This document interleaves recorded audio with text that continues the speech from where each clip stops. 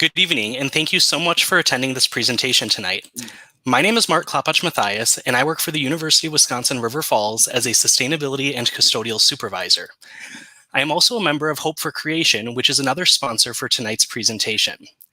This presentation will be focused on the United Nations 17 Sustainable Development Goals, which we will often refer to as the SDGs.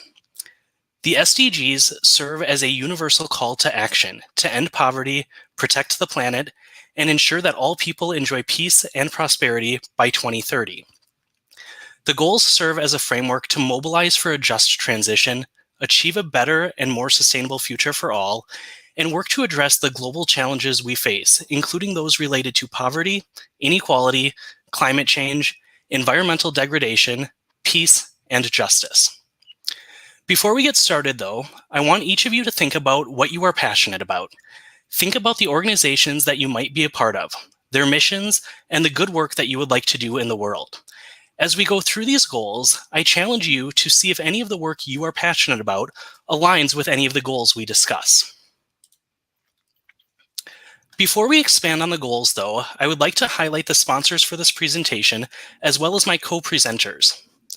Our first sponsor this evening, as well as our host for the Climate Change series, is the River Falls Public Library. The River Falls Public Library enriches lives and builds community by connecting people with information, ideas, spaces, and opportunities. We are so thankful to have this library as part of our community and appreciate their ongoing efforts to host events highlighting climate change. The next sponsor is Powerful Choices. Powerful Choices is a community-wide effort to instill a strong local conservation ethic while demonstrating the importance and effectiveness of conservation, energy efficiency, and renewable energy. Powerful Choices, a department of the River Falls Municipal Utilities, recognizes that utilities play a large role in finding solutions to reduce humans' impact on climate change. Co-sponsoring talks and community events like this is an example of how we're listening and turning it into action. The next sponsor for this evening is the River Falls community group Hope for Creation. Hope for Creation is a group of area churches with representation from the City of River Falls and the University of Wisconsin-River Falls, partnering together to create a hopeful, sustainable future through collaboration, education, advocacy, and action. Hope for Creation acknowledges the urgency of our environmental challenges and seeks ways to protect the earth, our common home. Hope for Creation supports the deeply rooted values of our faith traditions, which call us to be respectful stewards of the land, air, waters, and all living things. Our final sponsor for tonight is the University of Wisconsin-River Falls Office of Sustainability. Our work revolves around engaging students, faculty, staff, and the wider community through hands-on educational and volunteer opportunities to further expand our shared integrity as socially, economically, and environmentally responsible citizens. We do this through hosting campus events, partnering with community events, and working collaboratively across campus and beyond to improve sustainability in all of its facets. My co-presenters for this evening are two students who work in the Office of Sustainability. We have Katie Nelson, who is a junior majoring in biomedical sciences. Katie works on some of our waste minimization initiatives on campus and also coordinates the UWRF Sustainability newsletter. The next student is Violet Penman, who is a senior majoring in environmental planning. Violet does all of our graphic design work for the Office of Sustainability, as well as helps with a variety of other projects, such as putting together tonight's presentation. Our plan for the evening is that I will provide a brief overview of the Sustainable Development Goals. Katie and Violet will then walk us through the individual goals, highlighting the main themes for each of them. Once we get through all the goals, I will provide some additional resources as well as some ways we can take action on the goals on an individual and community level. We will then open it up for questions. The 17 Sustainable Development Goals are part of the United Nations 2030 Agenda for Sustainable Development. In essence, they are goals to address global challenges and build on progress made since 2000 when they were using the Millennial Goals. The United Nations itself describes these goals as providing a shared blueprint for peace and prosperity for people and the planet now and into the future. The United States is a member state, meaning that we have a commitment to help these goals become reality, but this will take global action and coordination, as well as local will and initiative. So why should you care about the United Nations Sustainable Development Goals? Well, climate change is real, we are in the middle of a global pandemic, and people are suffering near and far. It would be easy to say that we as a general population in our communities are not experiencing some of these challenges, but I can guarantee you that things like poverty, food insecurity, access to education, access to quality healthcare, etc., are affecting those around us. Everyone has a stake in these goals, and the global community as a whole will benefit from achieving these goals. The United Nations lists the following groups of people as stakeholders for the Sustainable Development Goals, including business and industry, children and youth as well as the elderly, farmers, indigenous peoples, local authorities, non-governmental organizations, scientific and technological communities, women, workers and trade unions, persons with disabilities, volunteers, education, and academia. If you fall into one of these groups, or you care about someone who falls into one of these groups, which in general means all of us, you have a stake in the issue and hence a responsibility to make sure that these goals are met. Before we start with the goals, I'd like to briefly define sustainability, as it's a term you've probably heard quite a bit, but can often be very broad. Sustainability is often defined as development that meets the needs of the present without compromising the ability of future generations to meet their own needs. Sustainability is generally broken down into three pillars: environmental, economic, and social. Because of these different pillars, each of the 17 Sustainable Development Goals is broken down into three main ideas. Although they may not always follow social, economic, and environmental pillars, it is easier to absorb this way, and it brings back the concept of these three important aspects.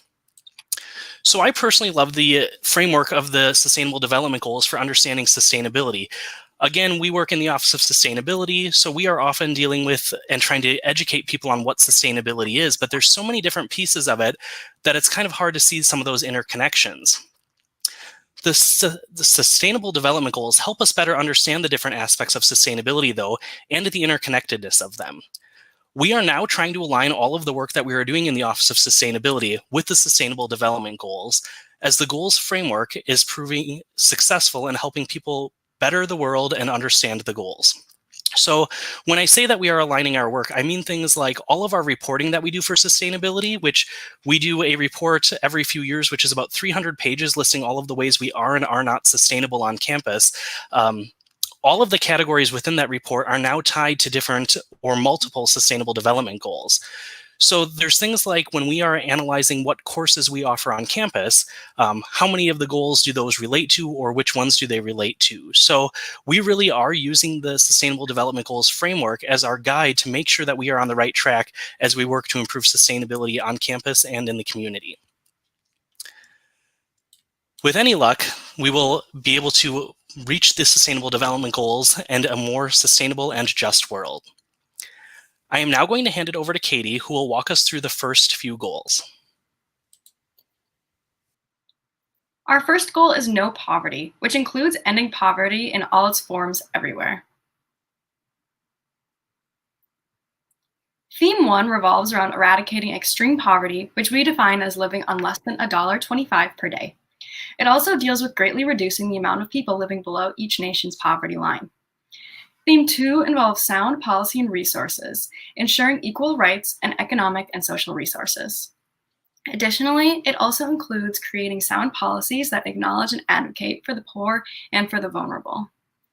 The third and final theme is focused on planning and funding. This means building the resiliency of the poor to natural, social, and economic hazards through disaster planning, strategies and funding at the national and global level, and this all ultimately improves the lives of those experiencing poverty. The second SDG is Zero Hunger, which includes ending hunger, achieving food security, and improved nutrition, and promoting sustainable agriculture. Theme 1 focuses on ending hunger and ensuring access to healthy food. Ending hunger includes both eradicating malnutrition, while also ensuring that all have access to food that is both nutritional and safe to receive. Theme 2 revolves around agricultural productivity and sustainability.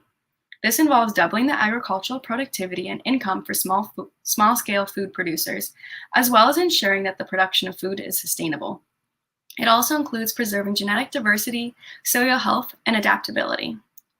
Finally, our third goal is fair markets. Fair markets and greater investments are integral in achieving zero hunger. Eliminating market distortions and other policies allows for equal access to resources, including food as well as other agricultural supplies. Increased investments in agricultural resources that increase agricultural productivity, especially in less developed countries, is vital for ensuring the health of residents all across the globe.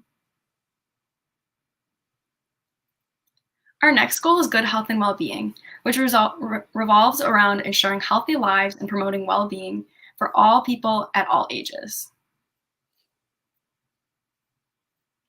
Theme 1 is focused on reducing infant and maternal mortality, as well as ending other epidemics. The global support and research of vaccines and other medicines is vital to this cause. And yes, this is quite ironic that we are in the middle of a pandemic discussing world health. We'll delve into that a little bit later in the presentation.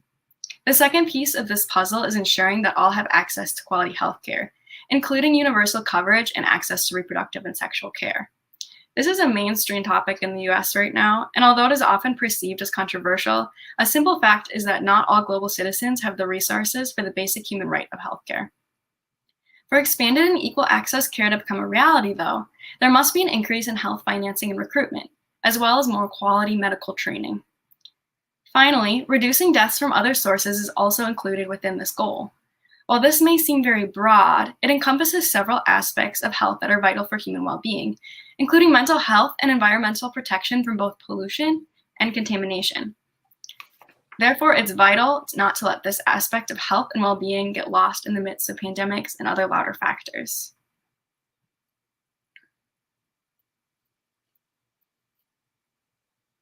Our next goal is quality education, which includes inclusive and equitable education to promote lifelong learning opportunities for all people.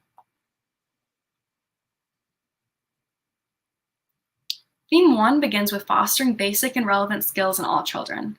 Providing children with literacy, numeracy, and understanding of sustainability opens doorways for employment opportunities and meaningful civic engagement for the rest of their lives.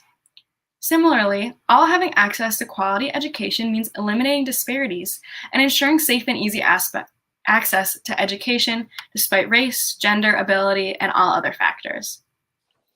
Our last theme is enabling access to affordable higher education. Expanding the number of scholarships available, especially in developing countries, enables a growth of students enrolled in higher education. Our next goal is gender equality, which closely ties in with our previous goal of quality education. This includes achieving gender equality and empowerment of all women and girls.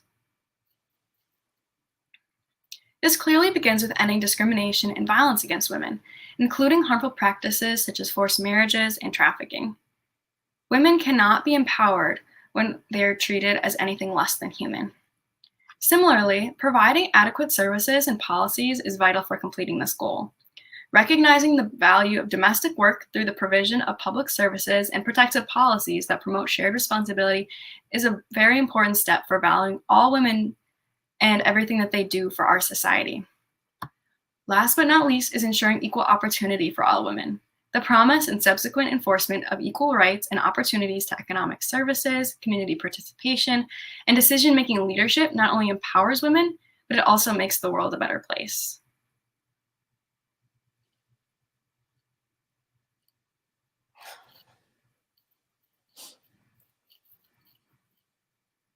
All right, so we're going to head on to our sixth goal here, which is clean water and sanitation, or ensuring water availability and sustainable management of water and sanitation for all.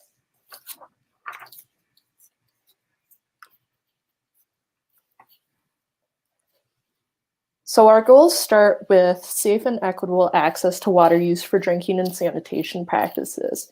Human health obviously suffers without access to clean, safe water, and thus reducing the number of people suffering from water scarcity is vital for success. Water scarcity cannot be addressed without acknowledging water efficiency and sustainable practices, though. Developing water management practices that span many communities and stakeholders, often called watershed management, is just one of the sustainable strategies that many communities are adapting and utilizing. And of course, none of this is possible without clean water and water restoration improvements. Reducing pollution from point and non-point source pollution sources, as well as restoring water-related ecosystems, is key for ensuring clean and safe water for all on Earth. Our seventh goal is affordable and clean energy, which includes ensuring access to affordable, reliable, sustainable, and modern energy for all. Hence, expanding renewables in the global energy mix improves global energy efficiency and the ability to access modern energy solutions. But this is not achievable without the encouragement of new renewable technology. Current renewable energy options may not always be viable for all communities, so global investment and research into new, innovative technology is vital for ensuring global energy efficiency. Of course, the establishment of green energy solutions is one thing, but the assurance of equal access to such solutions is another. Expanding this infrastructure and technology to all, but especially developing countries, is important in ensuring global green energy. Next, we're on to Goal 8, which is decent work and economic growth. This includes promoting sustained, inclusive, and sustainable economic growth, as well as full and productive employment and decent work for all.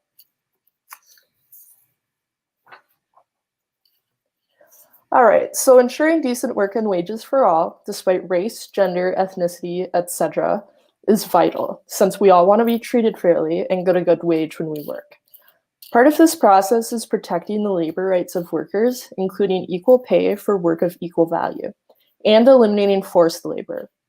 Policies that support economic development and resource efficiency are also an important tool in reaching this goal, making it more feasible for nations and communities to ensure that fair and equal development is taking place. Similarly, expanding and encouraging access to banking and other financial resources, especially for small businesses, helps to stimulate sustainable, diverse economic development in communities and across the globe. All right, so that brings us on to Goal 9, which revolves around building resilient infrastructure, promoting inclusive and sustainable industrialization, and fostering innovation. This goal is especially important as we dive farther and farther into the age of climate change, when humanity will be experiencing more devastating impacts from sea level rise, increased hurricanes, rising temperatures, and a plethora of other tragedies.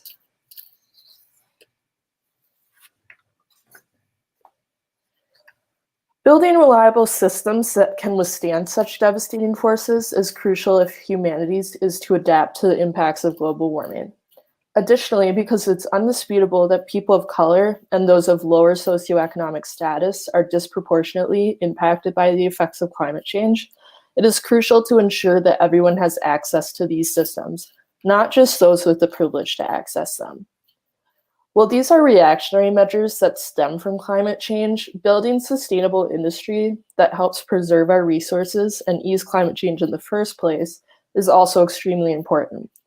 While we will undeniably experience some of the impacts of climate change, to simply focus on reactionary measures will only make matters worse. Hence, it is vital that we change our actions and everyday habits as well as implement mitigation measures.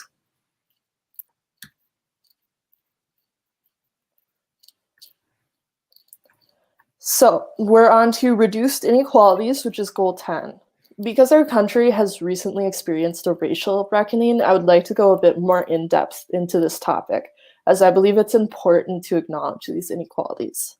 So as just mentioned, it is undeniable that people of color and those of lower socioeconomic status bear the brunt of the effects of climate change.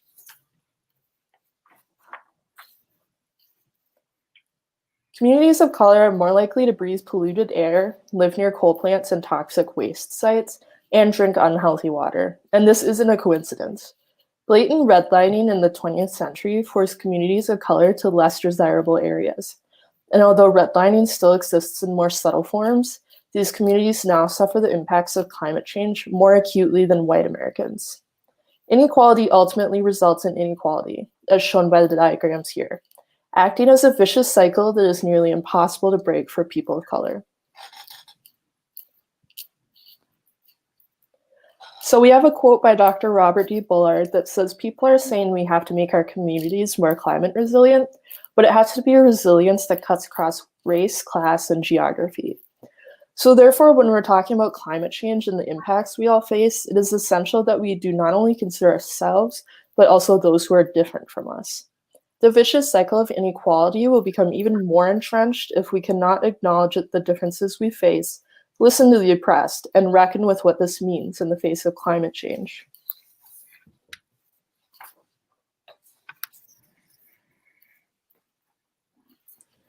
So what can the goals help to address this? Well, I was speaking more to America, and the goals take more of a global approach. Each of these can be implemented on a community scale.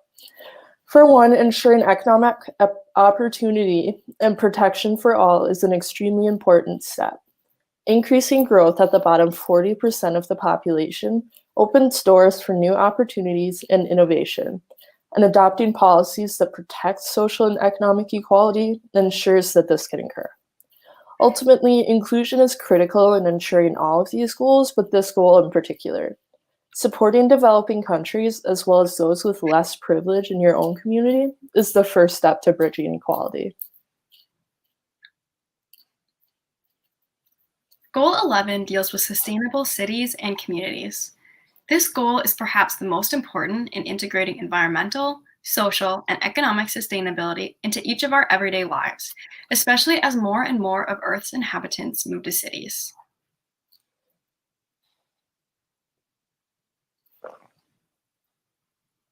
The first theme revolves around ensuring that all have access to basic services. This is a very broad category, including the basic human needs like healthy food, clean water, and affordable and safe housing. It also includes services such as healthcare, access to transportation, public services, and green spaces. All of these factors are necessary in ensuring people live quality lives and are successful, healthy members of their communities. To achieve this, sustainable urbanization is a must, making it our second theme. Again, in this case, sustainable includes not just the environment, but also the preservation of cultural heritage and promoting connectivity between communities. Lastly, planning that integrates adaptation is also important in building resilient communities.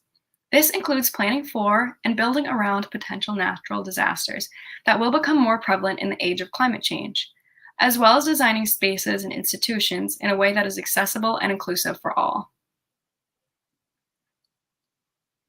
Our next goal is responsible consumption and production.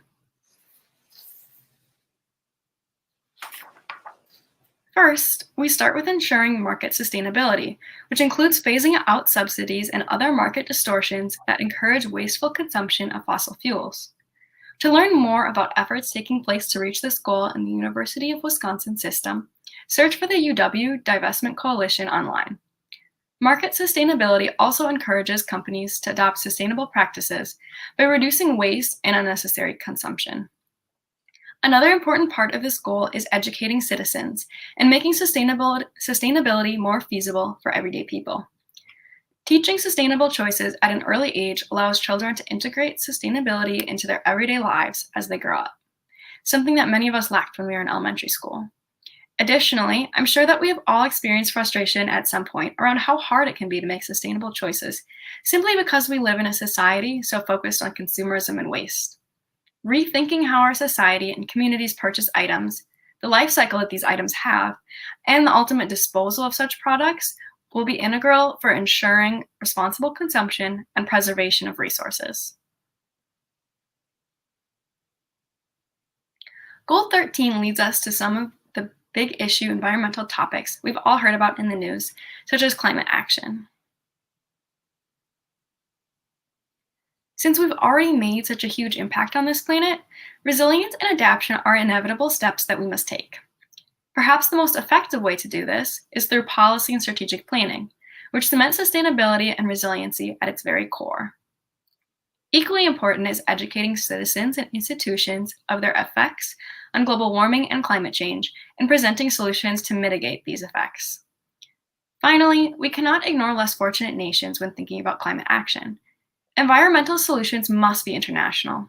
Providing adequate funding for developing nations to build climate resiliency, especially concerning marginalized communities, children, women, and those generally more vulnerable to climate disaster is absolutely vital in ensuring global success.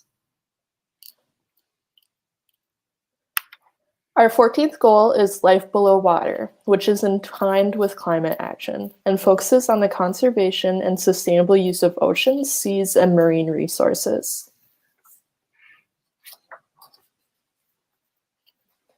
So an ever-worrying issue is marine pollution and acidification. Significantly reducing ocean pollution as well as addressing the impacts of ocean acidification through increased scientific cooperation is vital for ensuring the health of our marine resources far into the future.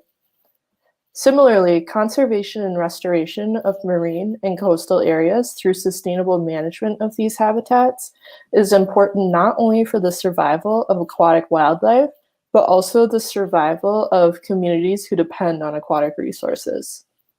Lastly, prohibiting and effectively enforcing overharvesting and other destructive practices through the increase of funding and prohibition of subsidies that encourage malpractice will additionally be vital in ensuring the survival of aquatic resources.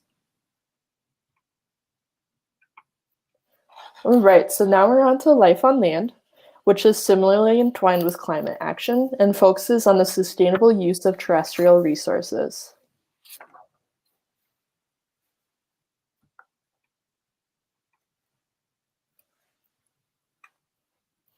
Okay, so this, of course, includes the conservation and restoration of inland ecosystems, as well as equal sharing of their resources with all. Sustainably managing these resources includes completely halting deforestation and restoring degraded forests, which is a high goal to achieve, but one that will ultimately be integral for removing excessive CO2 emissions from our air. Lastly, reducing land degradation is ultimately entwined with our ability to feed our growing population, as is reducing biodiversity loss. Preserving our land not only preserves our home, but also a home for a plethora of species that live here as well, not to mention a home for the crops that feed us. Okay, so as Katie mentioned earlier, let's address the elephant in the room, which is COVID-19. I know I'm not thrilled with the current pandemic, and I certainly don't want to experience another one in the future. The unfortunate reality, though, is that pandemics will become more likely because of a common occurrence called zoonosis. Zoonotic emergence occurs when a disease jumps from animals to humans. The chances of this are increased when many animals are kept together in unsterile conditions such as wet markets, which is where COVID-19 is believed to have began in China. Although scientists are not entirely sure, it is thought that the virus arose from zoonotic transmission between bats and pangolins, which are an extremely rare endangered species whose scales are thought to have healing properties in China. And that's a picture of a pangolin right in the bottom right there. So poaching in Africa and South Asia supplies these animals to the Chinese market. Once again, this just shows how interconnected these goals in our entire planet truly are, and how what seems to be a small yet tragic operation such as pangolin poaching somewhere on the other side of the world can have such a devastating impact on our own lives. All right, so our 16th goal is peace, justice, and strong institutions. And we step into more broad ideas that are integral not only to a sustainable society, but a fair and peaceful one as well. So aptly, this goal begins with peaceful and inclusive societies. Reducing violence through the end of abuse, trafficking, and violent practices is vital for the health of the vulnerable as well as that of the entire community.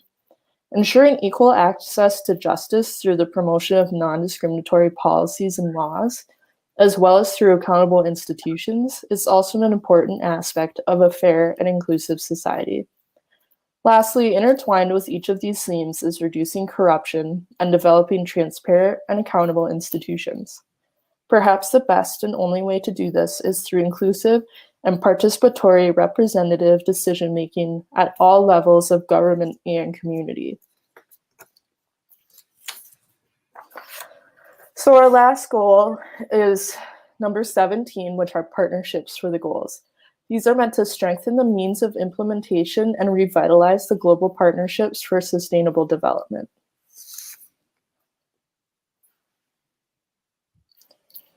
So vital to this is mobilizing financial resources for developing countries, promoting equitable markets and market access, and increasing developing countries' exports.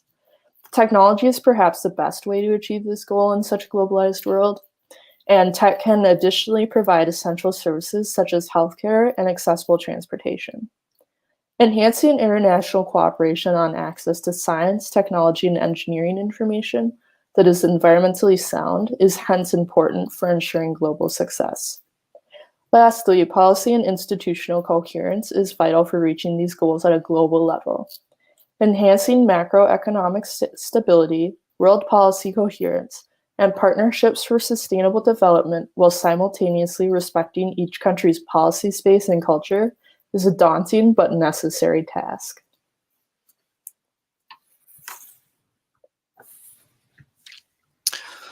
All right, so that brings us to the end of the 17 Sustainable Development Goals. Thank you very much to Violet and Katie for walking us through that. I don't know about the rest of you, but I know that for me personally, that is a lot of information.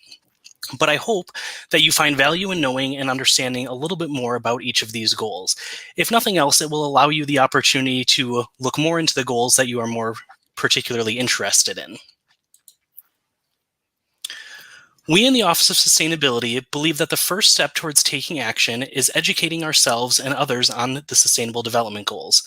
Of course, we are part of a higher education institution, so education is always our first thought.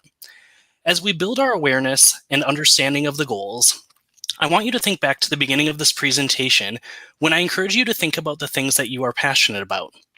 The reality is that most of you were probably able to very easily find a goal or two, or possibly several, that align with the work that you would like to do or that your organizations would like to do. The next challenge that we often face when we have situations like this where we know we want to achieve a goal is how do we find people that have similar mindsets, or how do we find enough people to help advocate for a certain opportunity or a way of change?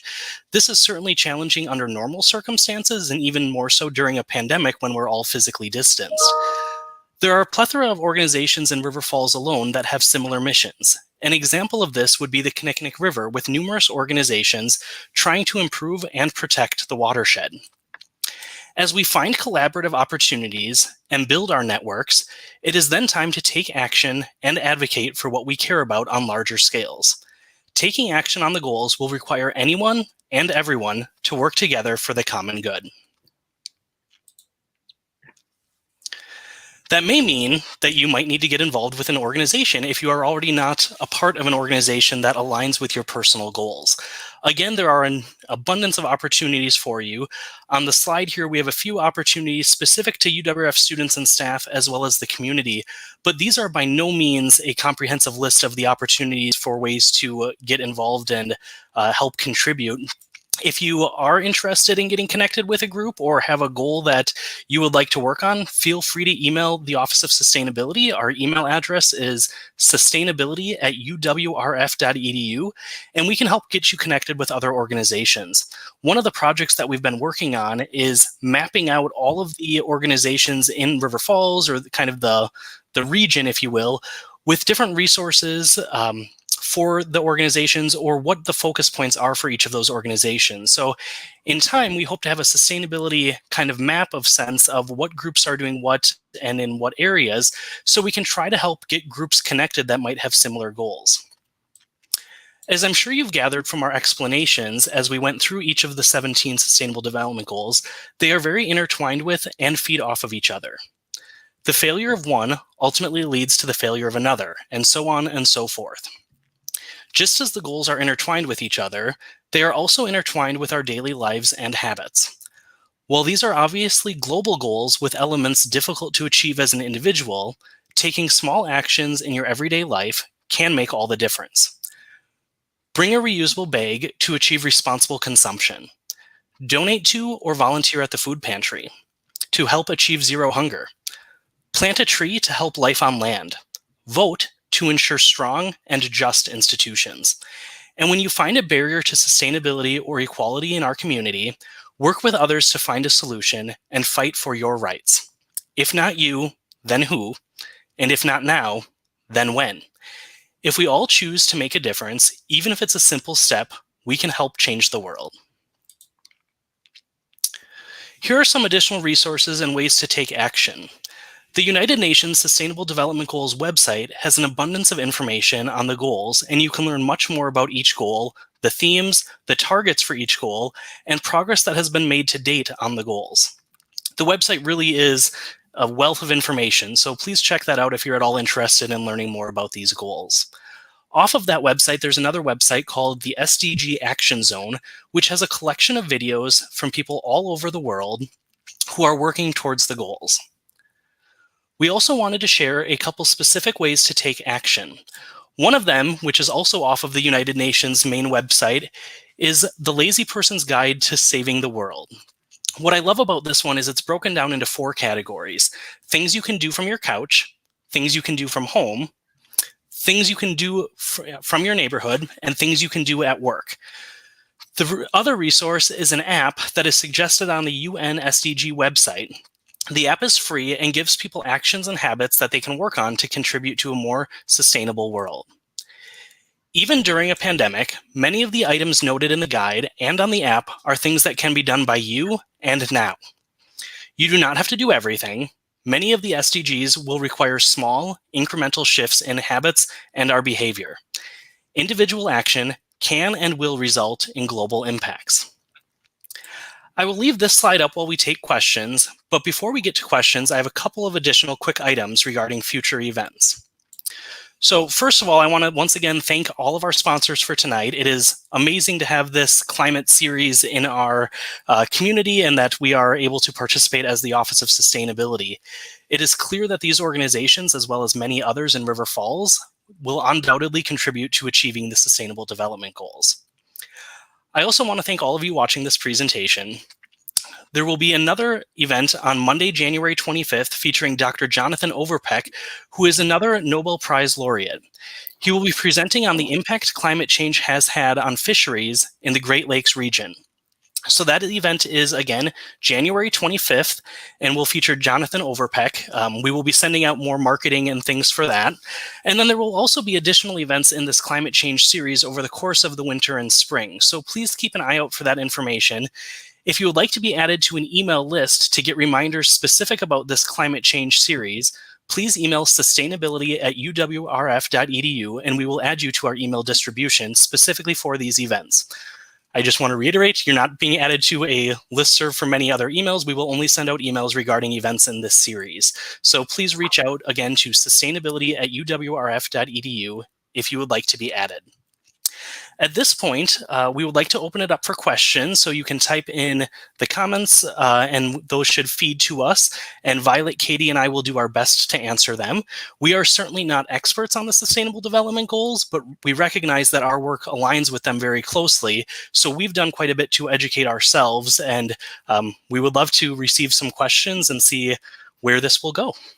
So we'll just give it a pause there while we wait for some possible questions to come in. Looks like there's one down there, and I can probably answer Joel's question. So actionable plans are developed. They're not necessarily specific to each nation. They're very kind of broad goals. Again, if you want to look at the UN SDG website, it's pretty in-depth as far as like all the different subcategories to the goals and everything. They typically develop at a conference. I mean, these goals themselves were developed at a conference in Rio de Janeiro in Brazil. And it's typically developed by world leaders and representatives to the United Nations. Beyond that, I'm not sure if there's any specific people that deal specifically with these goals in each country, but that's a great question. Thank you.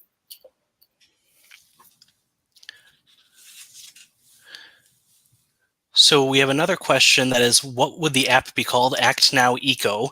It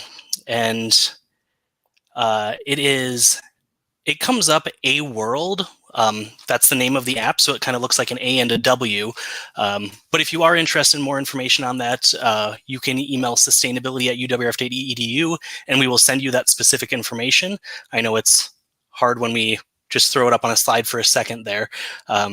The caption with that app is the app for living sustainably in the modern world.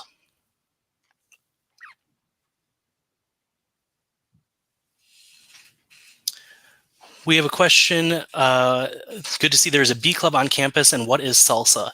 SALSA is the Student Alliance for Local and Sustainable Agriculture. So they are a student organization on campus, really focusing on sustainable agriculture and then also just supporting local agriculture. That's one of the great things about our student population right now at UW River Falls is we have 4, 5, 6 student organizations all focusing on sustainability. The green team is a general sustainability club with kind of just a general overview. The bee club is very specific to wanting to have bees on campus, but also promoting a pollinator-friendly environment. We have We Bike River Falls, which promotes sustainable transportation, SALSA, as we discussed, and then Resource Management Club, which focuses on conservation efforts on campus and in the area, and enabling students to have the skills that they need to be successful in those fields going forward. So we really do have a lot of opportunities for students to get involved. The challenge often becomes, as we mentioned, really getting them connected with larger organizations or resources and helping build upon their skills and experiences.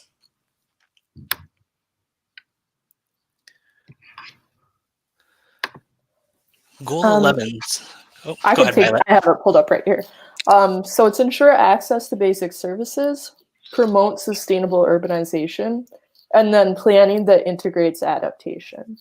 And again, these are just things that I personally pulled from the website. There's probably specifically more like 15 sub-goals, and I kind of combine them together to make it a little bit more easy to eat at one time. So if you want to delve more into that, again, the website's really awesome, has a lot of information. As a community, are there any particular opportunities you see as they relate to the goals? Yes. You know, on the one hand, the city of River Falls and our surrounding community, you know, has done quite a bit over the years to be a more sustainable community. But this will kind of lead into our next question a little bit, is we do not have a climate action plan for the city of River Falls. The University of Wisconsin River Falls has a climate action plan, but it is from 2012 and ultimately said we would be carbon neutral by 2017 or 2018. We are now long past that, and only, well, less than 1% of our energy use on campus comes from clean and renewable energy. So while we have a plan, we have not been able to make any progress on that plan. But I do see one of the largest opportunities we have going forward on a community level is to look at a community-wide City of River Falls climate action plan would be one. On campus, we also have a sustainable campus community plan. So that's more general of how are we going to improve sustainability. We have been working on revising that plan and aligning it more with the sustainable development goals. So I would love to see a similar community collaboration with that, because it's one thing to sit here and say, you know, we should be doing better in all of these areas, but we ultimately do need the plans to make sure that we're pursuing that in that specific manner.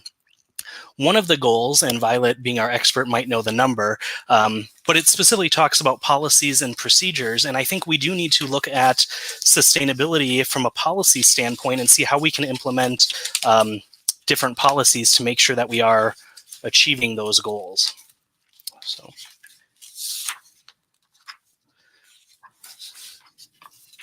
So who developed and established the prairie restoration plot on campus? So the prairie restoration plot. I'm not exactly sure which area you're talking about, Joel. I'm thinking it's the area south of the greenhouse, which is a prairie restoration project that some student courses did some work on figuring out what they wanted to do in that area, but the work has not actually started yet. But it was a collaboration of some courses in our Plant and Earth Science department, as well as our Ag Engineering Technology department, working on kind of looking at that whole area close to the river and looking at how we can restore that prairie. Since then, we've had another group this summer that took that came to campus that was established. The Environmental Restoration Institute, I think is called. And that group specifically has funding and some staff to help students oversee that project. So we will see a lot more to come on that in the coming months, I think.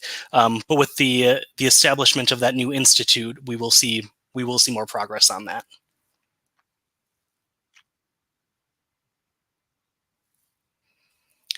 I often hear the term climate justice.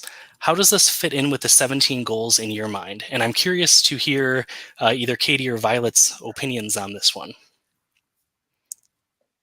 Well, I can go ahead and say that personally, I think climate justice fits in with every single one of these goals.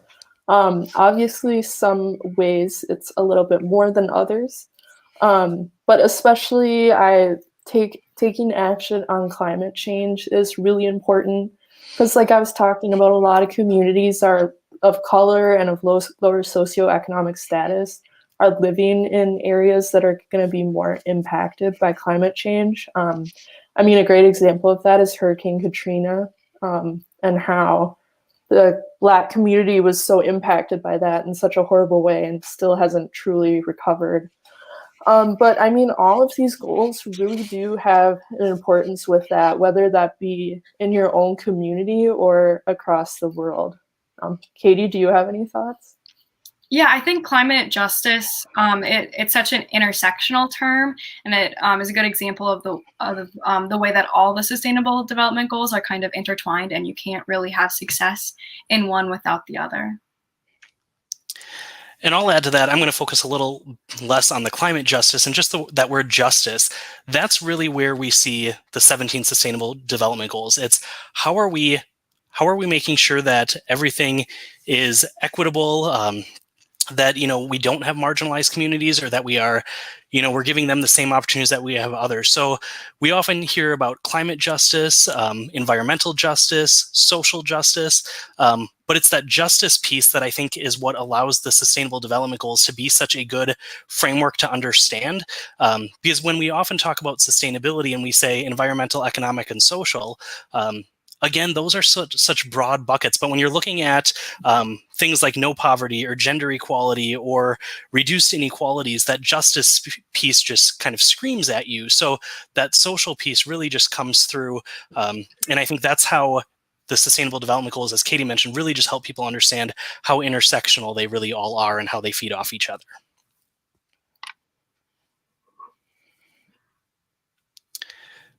Do you know how the ag department on campus is involved with promoting sustainable farming? So yes, we do have some sustainable agriculture courses. We have the Student Alliance for Local and Sustainable Agriculture. This is one area where I would like to look at specifically goal number 17, partnerships for the goals. I think we do have opportunities there to do a better job of working for sustainable farming. That being said, I'm not in the agriculture program and don't have a lot of direct experience with the courses being taught or things like that. So I can't say conclusively one way or the other that it's a vital component or not, but I do know that I've personally seen a shift in the last 5-10 years to have more emphasis on sustainable farming instead of just the farming term. So Katie, Violet, I'm not sure if either of you have any perspective to add to that one. I think so. Okay. Yeah, I don't do a lot with the ag department. Not a problem. So, okay. All right.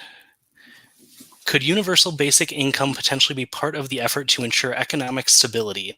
For example, business often requires creative destruction of old approaches as new methods are development and retraining takes time.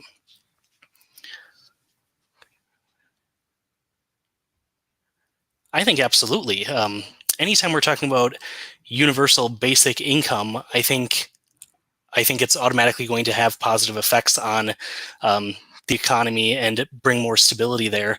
I think Violet spoke pretty well during the presentation to, how marginalized communities are impacted differently from climate change, and this pandemic is bringing a lot of light to those marginalized communities.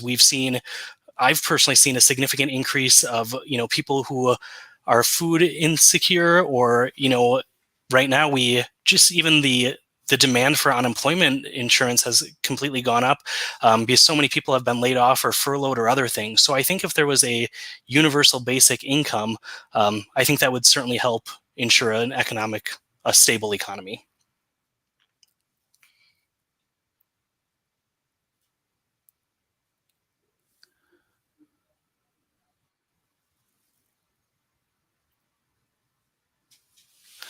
So. Thanks, Kendra. Kendra is also a student in the Office of Sustainability and has done quite a bit of work to help us do everything that we are trying to do. So I'm very fortunate in the office to have a team of students really working. They're educating other students on sustainability. They're doing programming. They do all of our social media. They help with a massive amount of reporting. And we would not be where we're at on campus without the students that are working for sustainability. So thank you all. There's a comment from Lance saying, UWRF carbon neutral, I think this is why 5-year plans are becoming more popular. Having shorter, more attainable goals help keep officials and other people involved and more accountable.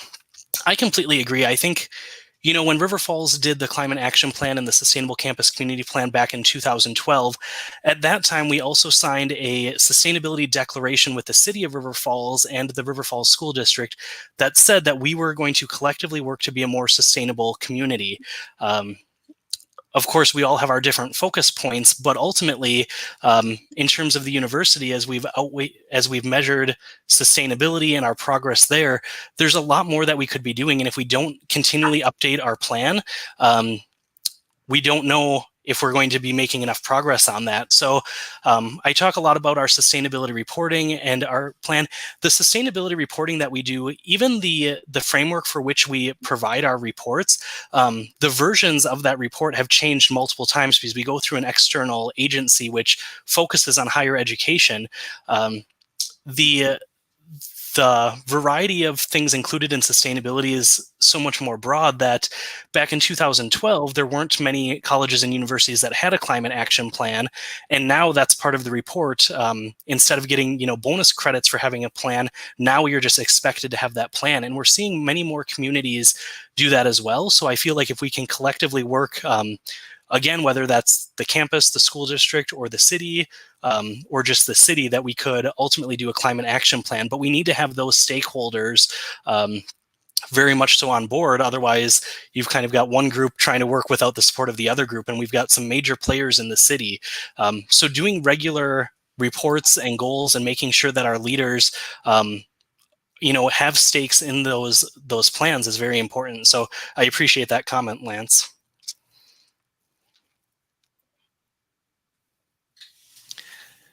It feels like we are moving into a new era where innovation can flourish. For example, I heard this week about a seaweed being added to cattle feed in order to dramatically reduce methane emissions. That's interesting. I had not seen that one yet. But I think absolutely innovation can flourish. I think many times when we have things like budget cuts or, this global pandemic, as much as it's challenging and it's hard, it has really forced us to be innovative. And I don't just mean that at River Falls or in the community. I mean, just generally speaking, that these challenges force us to find innovative approaches. I think of the number of restaurants right now that are doing curbside pickups to just stay viable in the current market rather than having to shut down altogether. Certainly, we're going to see a lot of businesses suffer from this pandemic, but it has also forced businesses to potentially change their business models, which they previously haven't had to do. So whether it's businesses or products like the seaweed in the cattle feed, I do feel like innovation will play a critical role in going forward. One of the goals very specifically spoke to that, and I don't know. Oh, number 9, industry, innovation, and infrastructure.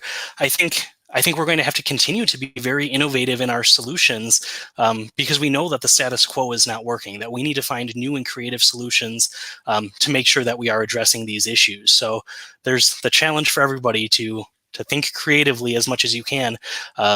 The university has put a lot of emphasis on innovation within our College of Business and Economics, as well as, our student undergraduate research departments.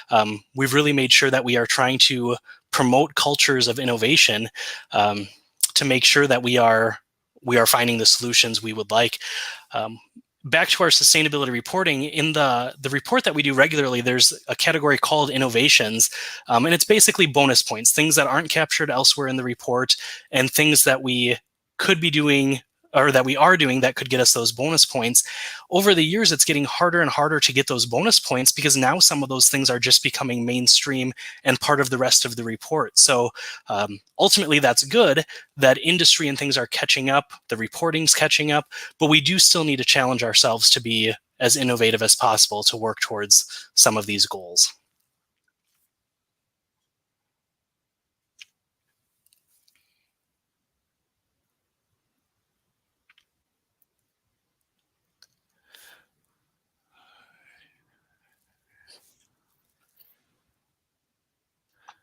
Thank you, Joel.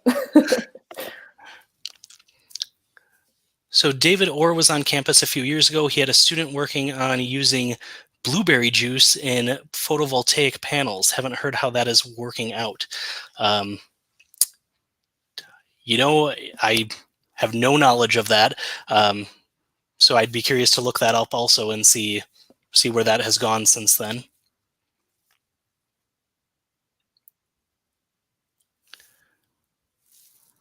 A comment from Lance about other stakeholders to consider are K-12 students. Students can be very persuasive with parents.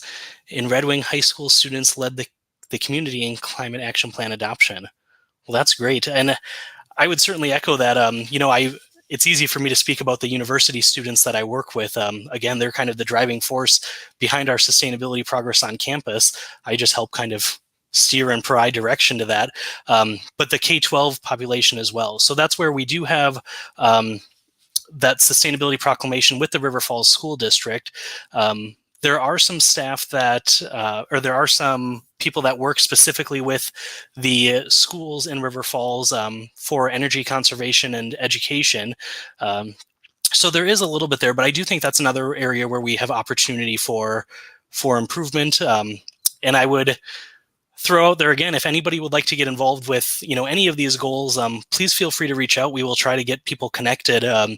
We recognize very, very often in the Office of Sustainability that we cannot do it all. So part of our mission really needs to be educating others and engaging them in the process. So we certainly welcome those conversations. Right now, we can get people connected virtually, but our hope really is that once we can start having face-to-face in-person meetings, we can continue the work that Powerful Choices is doing, that Hope for Creation is doing, the Office of Sustainability is doing, and many other organizations in River Falls. We hope that we can really start bringing these groups together for some larger community action.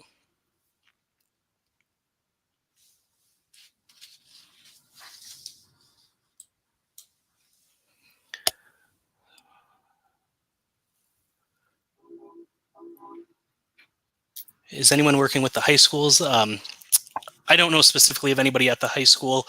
Again, I know from a school district standpoint, but I don't know anyone specifically with the high school. So that would be an area where we could reach out to.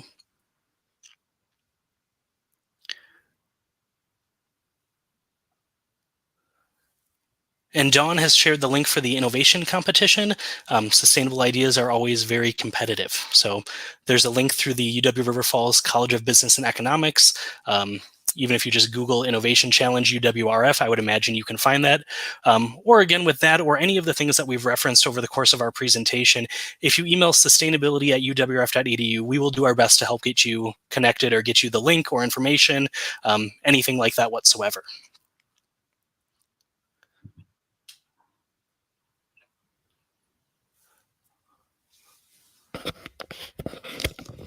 Well, thank you for the kind words, Tom. I, again, want to thank Violet and Katie for all of their work on this presentation, putting together, the slide deck, the content, the run-throughs that we've done. I could not do it without the students, and I'm very fortunate to get to work with such a good group of students that really do care about sustainability and really take pride in the work that we do to improve that. So with that, we are right about time at 7 o'clock, which was our scheduled end time. So again, the next presentation will be on Monday, January 25th with Dr. Jonathan Overpeck. Again, he will be presenting on the impact climate change has had on fisheries in the Great Lakes region. So he was recommended to us, and our last presenter, Dr. Terry Root, has worked with him, I think, together on the same Nobel Prize application. So he comes highly recommended, and we are very excited to hear a little bit more about the impact of climate change on kind of our waterways in the area's Great Lakes. So we look forward to that on January 25th. And then again, there will be additional events in months following that. So please stay tuned and keep an eye out for those events. If you would like to be on an email listserv for any of those events in the series, please email sustainability@uwrf.edu, and we will make sure that you get those notifications, posters, and things like that. So thank you again, everyone, for your participation in tonight's presentation. We are so thankful that you all were willing to take the time to learn a little bit more about the Sustainable Development Goals. So stay safe and good night.